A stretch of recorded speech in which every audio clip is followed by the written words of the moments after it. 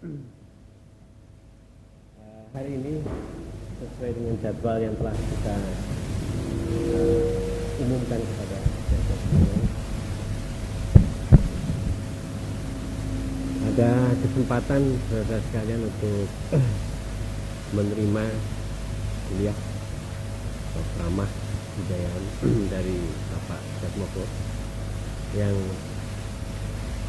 kali ini mengambil judul atau mengambil masalah tentang seni tradisional. Jadi suatu masalah yang akhir-akhir ini sudah banyak kita permasalahkan di LPKJ. Jadi merupakan masalah yang sangat menarik. Sambil menunggu teman-teman, jadi Pak Jatmoko telah berkeinginan untuk memulai saja ceramah ini. Seperti biasa, jadi nanti kiranya ada masalah atau hal-hal yang akan dipertanyakan, jadi kami persilahkan saudara sekalian untuk mengajukan beberapa pertanyaan sehubungan dengan apa yang akan diberikan dalam ceramah ini. Saya persilahkan.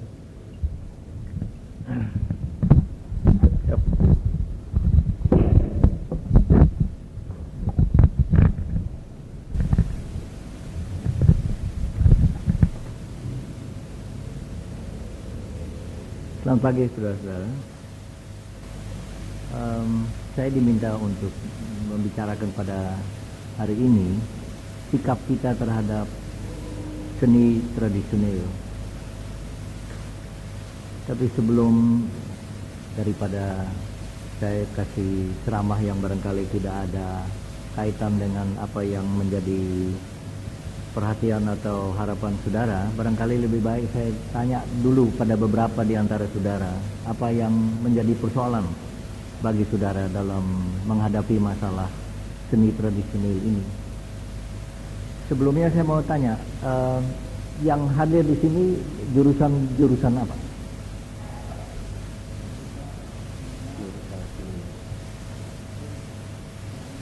Tari.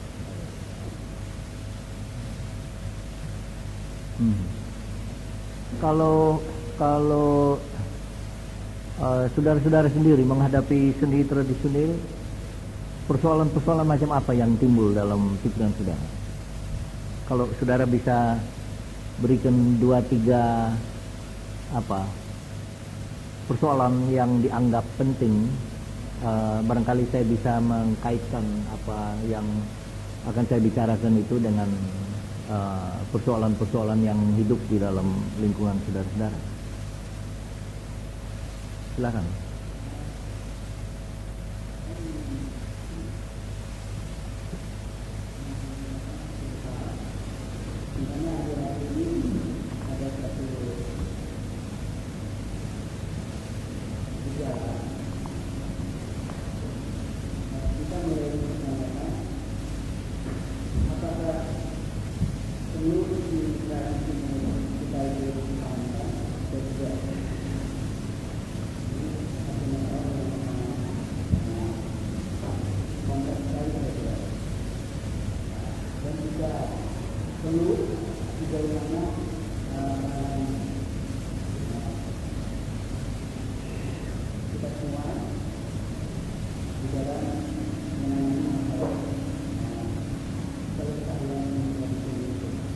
Kita semuanya berarti kita seniman modern.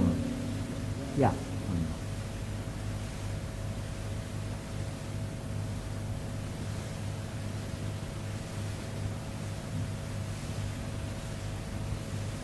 Ini suatu pertanyaan yang baik sekali. Ada lagi persoalan. Saya sedang melihat ada wanita lebih banyak. Saya tadi berpikiran jumlah wanita begitu sedikit, apakah itu juga merupakan cermin daripada langgengnya nilai-nilai tradisional di dalam lingkungan seniman modern? Tapi saya lihat cukup banyak deh. Ini yang baru datang saudara-saudara dari jurusan apa?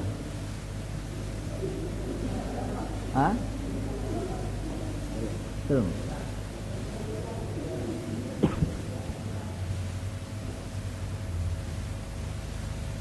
Ada lagi pertanyaan? Ya, silakan.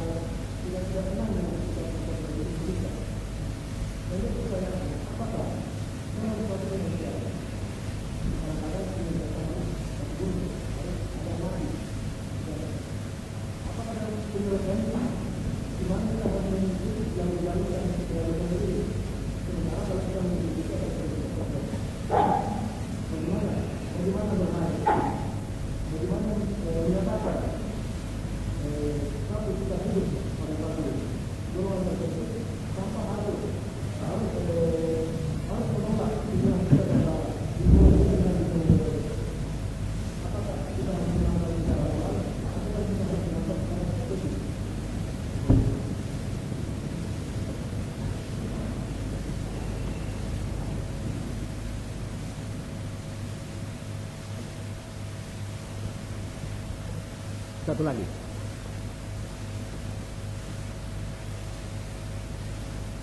Nggak ada yang dirasakan menjadi persoalan dalam menghadapi seni tradisional. Dari bagian tari nggak ada. Silakan.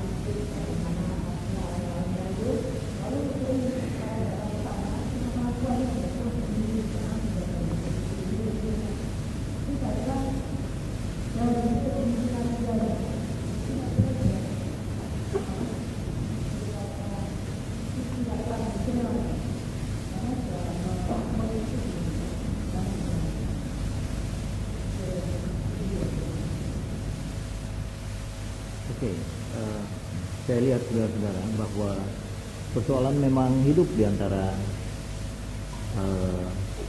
para seniman modern di Indonesia, dan memang hal itu sudah memang semestinya, karena di dalam suatu masyarakat yang sedang dalam peralihan dari dilihat dari sudut kebudayaan, memang sudah sepatutnya ada ambivalensi ini, artinya kita masing-masing bersikap dua terhadap tradisi. Tidak semuanya menolak atau semuanya merangkul.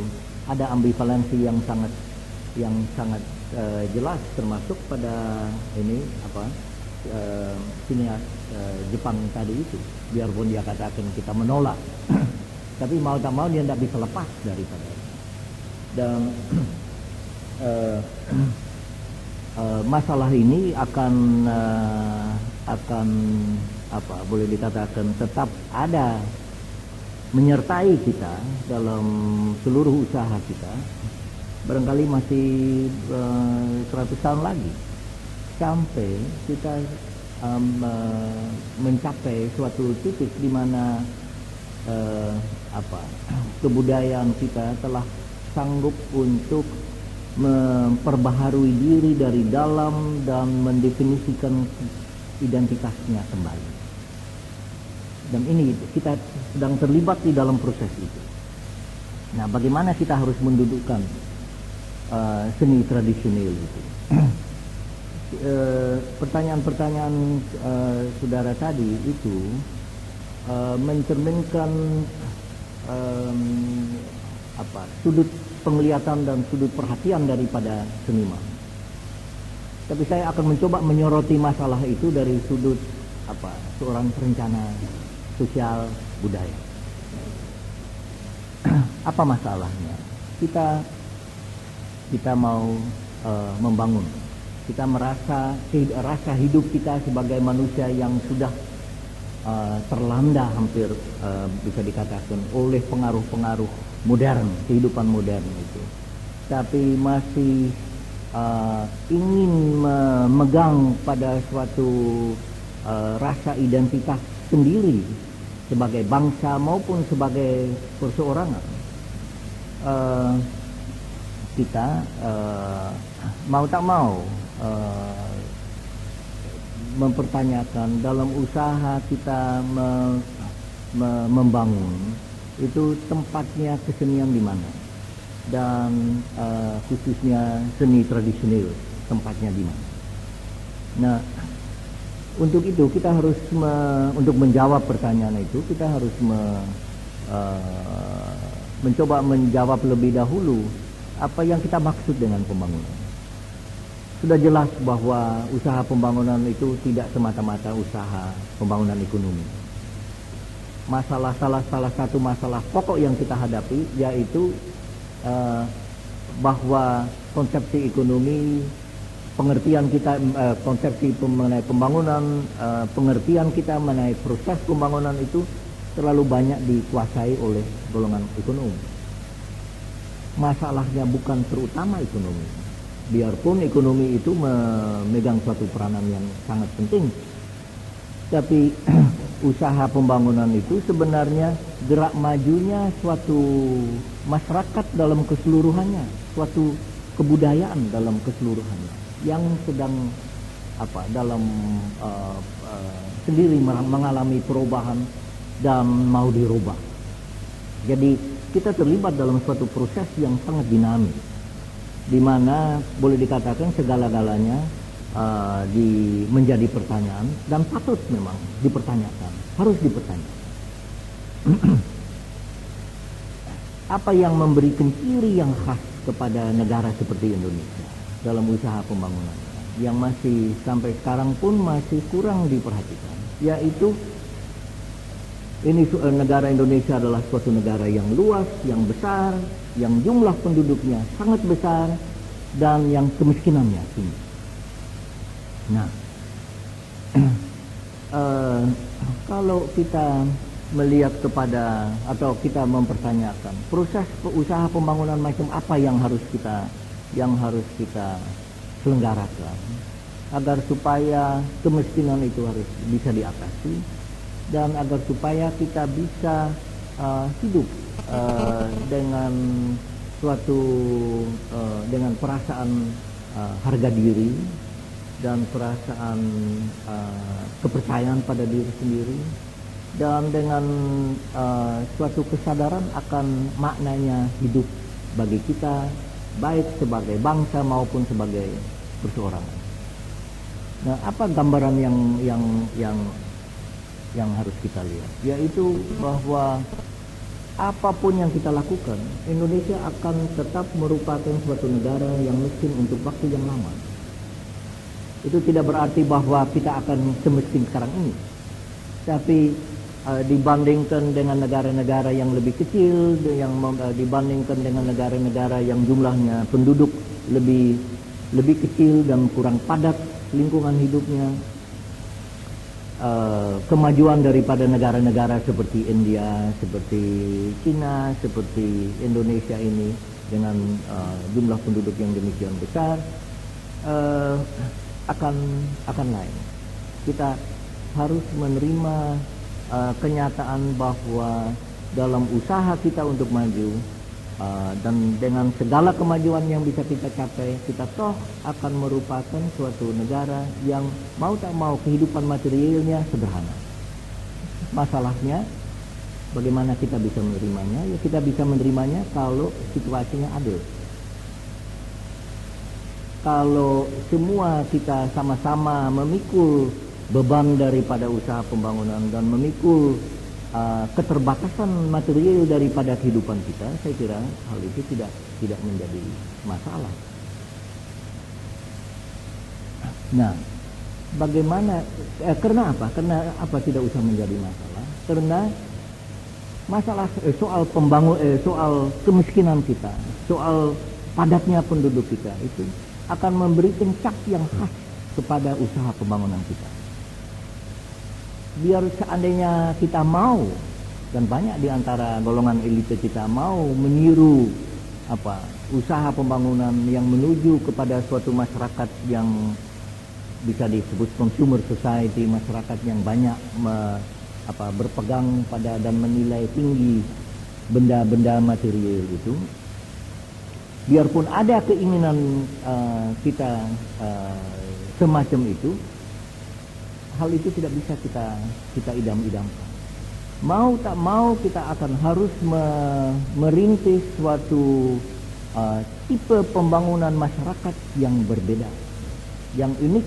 Kita pada hakikatnya sedang merintis usaha menjelmakan suatu sivilisasi, suatu kebudayaan yang baru, yang lain daripada yang sekarang ada, yang lain daripada bisa kita katakan kehidupan di negara barat dengan sistem kapitalismenya, yang lain daripada kehidupan atau masyarakat komunis dan sebagainya. Kita akan harus mampu berkembang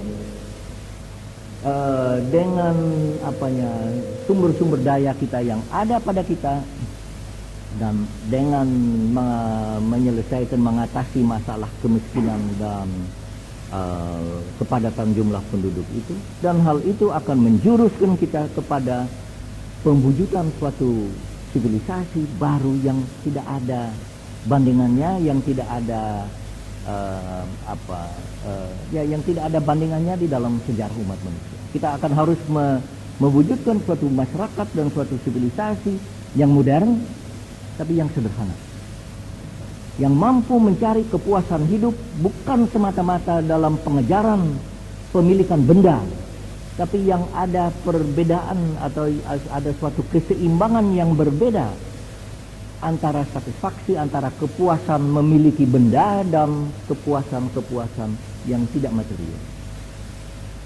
Situasi kita tidak membolehkan, tidak mengizinkan kita untuk mencari jalan yang lain.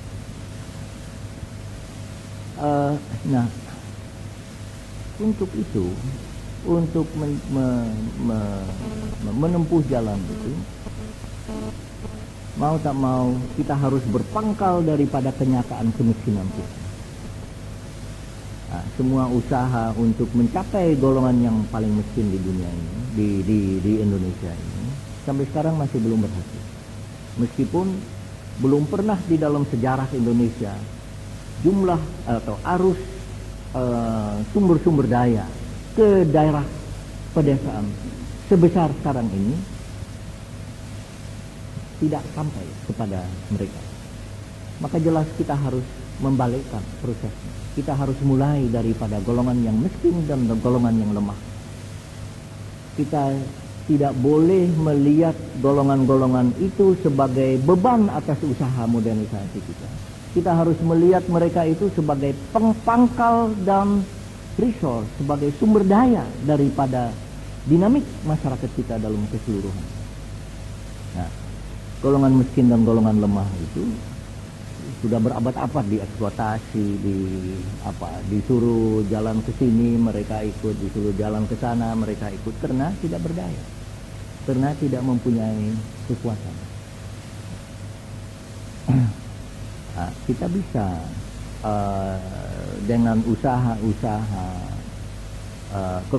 dengan membuka peluang-peluang bagi mereka untuk berorganisasi, untuk bergerak sendiri dengan orang-orang dari luar lingkungan itu, ya orang kota, untuk membantunya baik dengan sumber daya maupun dengan skillnya dan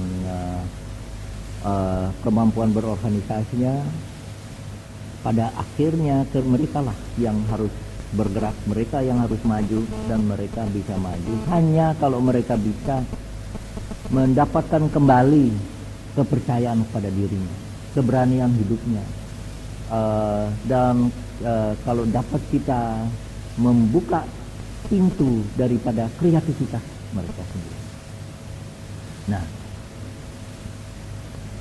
kunci untuk mengembalikan kepercayaan pada diri mereka sendiri, kunci untuk membuka kreativitas daripada mayoritas bangsa kita itu, golongan yang lemah, golongan yang miskin, yaitu dalam beberapa hal ekonomis sifatnya. Bisa kita membantu dalam mencari pasaran untuk hal-hal yang dapat mereka hasilkan. Bisa kita membantu dalam membuka sumber-sumber daya yang secara teknologis mereka tidak mampu untuk menggalinya. Itu untuk sebagian saja. Untuk bagian lain, usaha untuk menemukan dirinya kembali, usaha untuk mendapatkan atau membangkitkan kembali harga diri mereka sendiri, yang menjadi kunci untuk dinamis mereka di dalam berbagai hal, terdapat di dalam bidang kesenian, atau bisa dalam suatu kebudayaan lain. Di Indonesia barangkali tidak begitu, tapi mungkin juga sport. Artinya ada macam-macam usaha lain yang non ekonomis yang bisa dipakai untuk menggerakkan, untuk menghidupkan, merevitalisasikan golongan-golongan yang lemah, suku-suku bangsa yang lemah dan terasing dan sebagainya.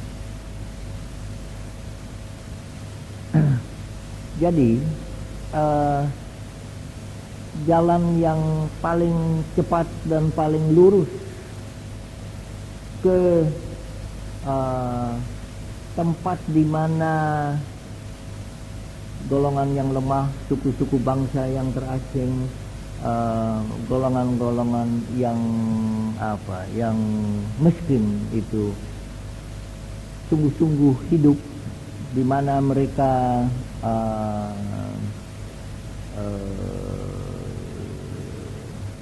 berpijak. Jalan ke arah itu di Indonesia sering jalan melalui kesenian. Dan masalahnya untuk mengkaitkan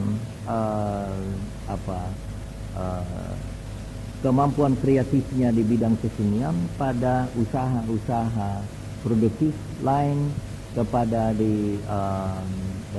kepada peluang-peluang baru dan sebagainya. Ini dilihat dari satu sudut, ya. Dalam usaha pembangunan dari bawah yang berpangkal pada golongan yang paling lemah, mau tak mau seni tradisional memegang peranan yang penting.